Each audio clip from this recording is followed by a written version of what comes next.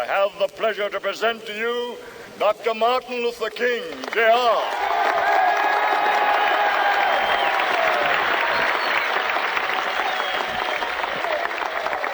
I am happy to join with you today in what will go down in history as the greatest demonstration for freedom in the history of our nation.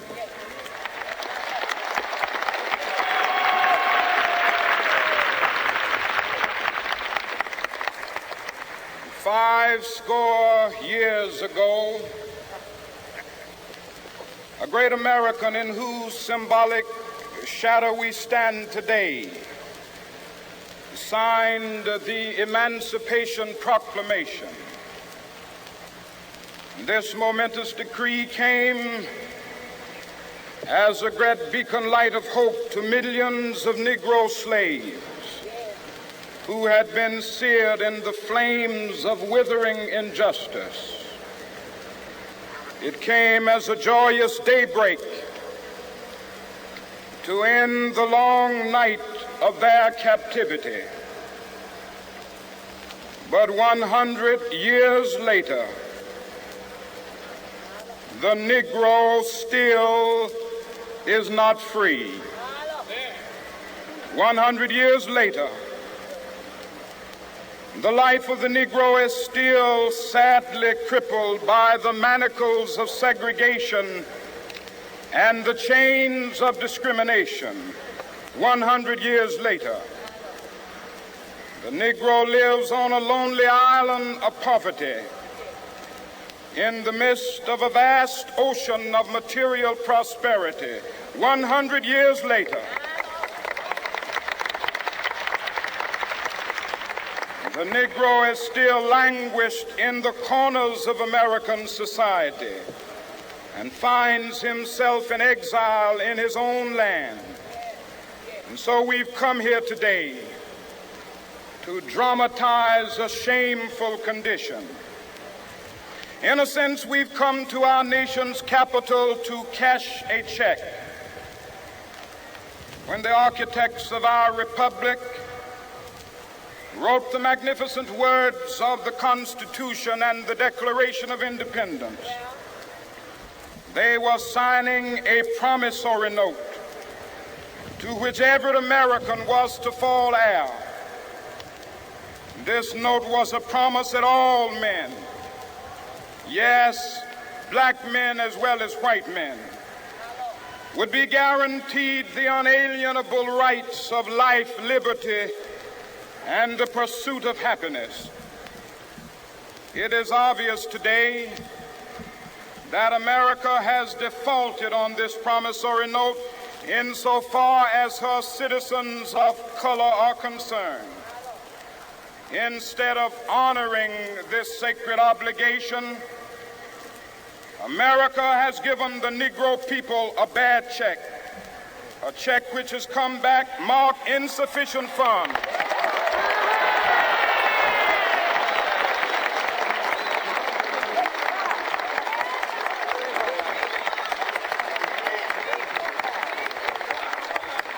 But we refuse to believe that the Bank of Justice is bankrupt. We refuse to believe that there are insufficient funds in the great vaults of opportunity of this nation. And so we've come to cash this check, a check that will give us upon demand the riches of freedom and the security of justice.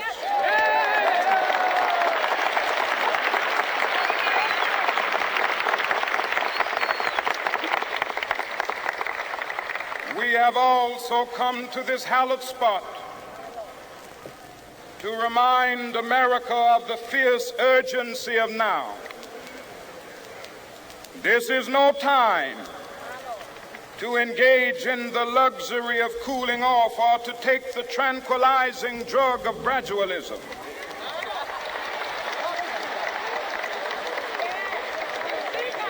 Now is the time to make real the promises of democracy.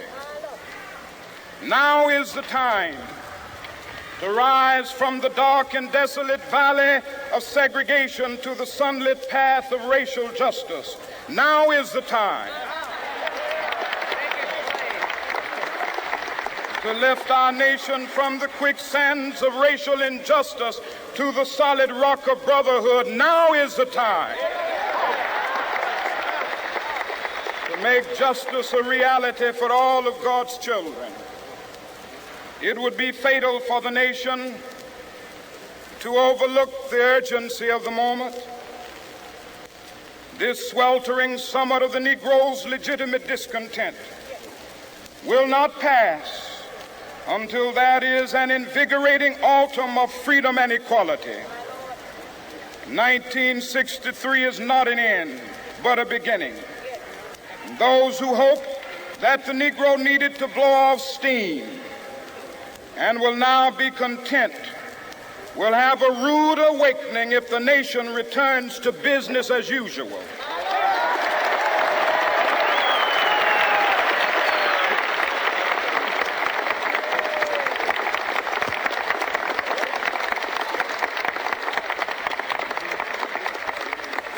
There will be neither rest nor tranquility in America until the Negro is granted his citizenship rights.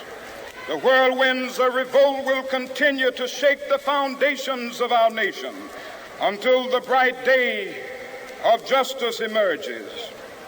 But that is something that I must say to my people who stand on the warm threshold which leads into the palace of justice.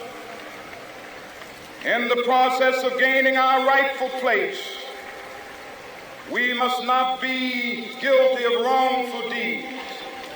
Let us not seek to satisfy our thirst for freedom by drinking from the cup of bitterness and hatred.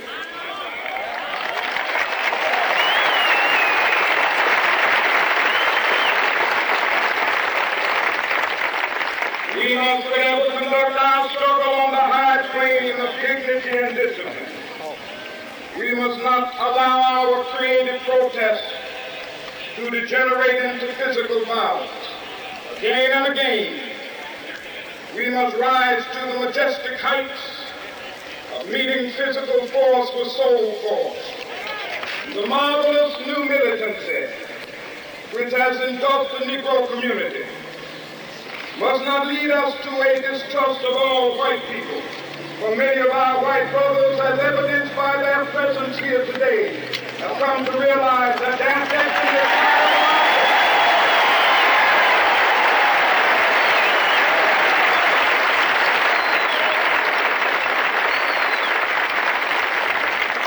They have come to realize that their freedom is inextricably bound to our freedom. We cannot walk alone. As we walk, we must make the pledge that we shall always march ahead. We cannot turn back. There are those who are asking the devotees of civil rights, when will you be satisfied? We can never be satisfied as long as the Negro is the victim of the unspeakable horrors of police brutality.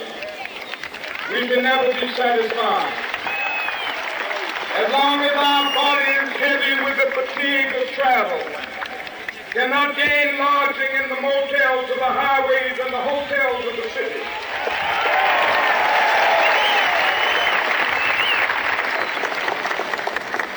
We cannot be satisfied as long as a Negro in Mississippi cannot vote and a Negro in New York believes he has nothing for which to vote.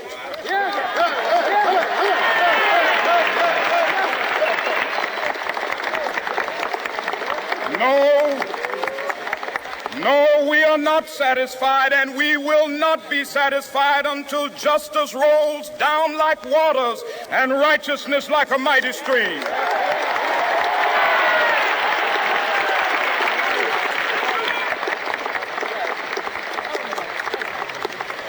I am not unmindful that some of you have come here out of great trials and tribulations. Some of you have come fresh from narrow jail cells. Some of you have come from areas where your quest for freedom left you battered by the storms of persecution and staggered by the winds of police brutality. You have been the veterans of creative suffering. Continue to work with the faith that unearned suffering is redemptive. Go back to Mississippi.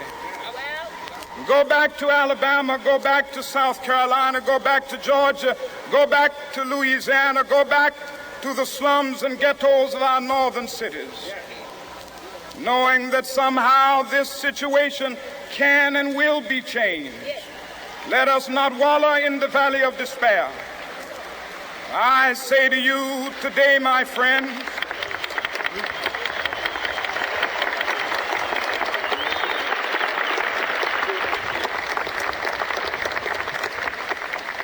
so even though we face the difficulties of today and tomorrow, I still have a dream.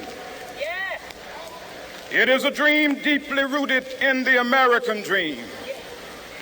I have a dream that one day this nation will rise up and live out the true meaning of its creed.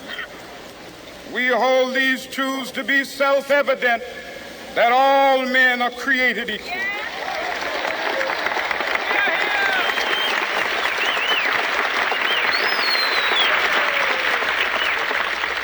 I have a dream that one day on the red hills of Georgia, the sons of former slaves and the sons of former slave owners will be able to sit down together at the table of brotherhood. I have a dream that one day, even the state of Mississippi, a state sweltering with the heat of injustice, sweltering with the heat of oppression, will be transformed into an oasis of freedom and justice. I have a dream that my 4 little children will one day live in a nation where they will not be judged by the color of their skin, but by the content of their character. I have a dream today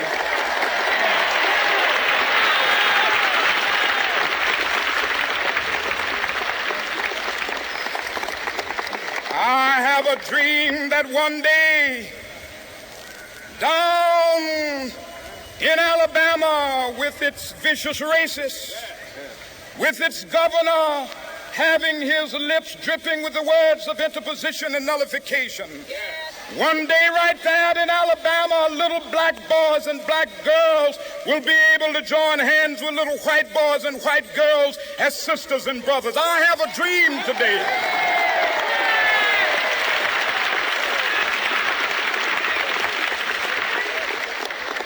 I have a dream that one day every valley shall be exalted, and every hill and mountain shall be made low. The rough places will be made plain, and the crooked places will be made straight. And the glory of the Lord shall be revealed, and all flesh shall see it together. This is our hope. This is a faith that I go back to the South with. With this faith, we will be able to hew out of the mountain of despair a stone of hope.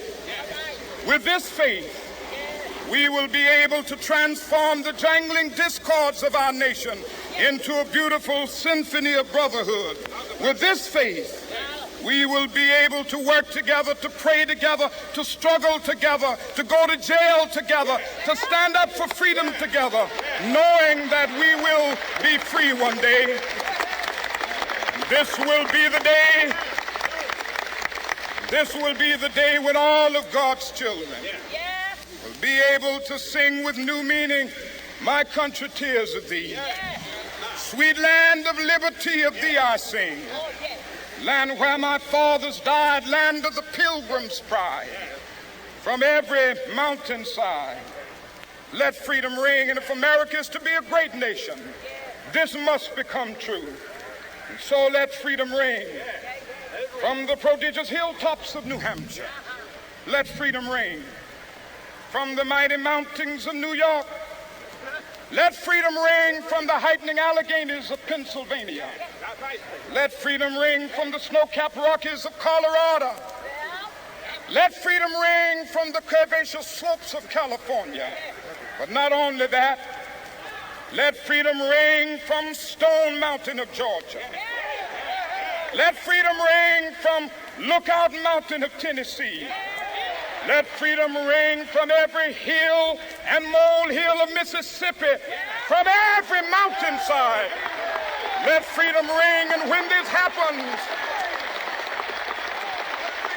when we allow freedom to ring, when we let it ring from every village and every hamlet, from every state and every city, we will be able to speed up that day when all of God's children, black men and white men, Jews and Gentiles, Protestants and Catholics, will be able to join hands and sing in the words of the old Negro spiritual, free at last, free at last.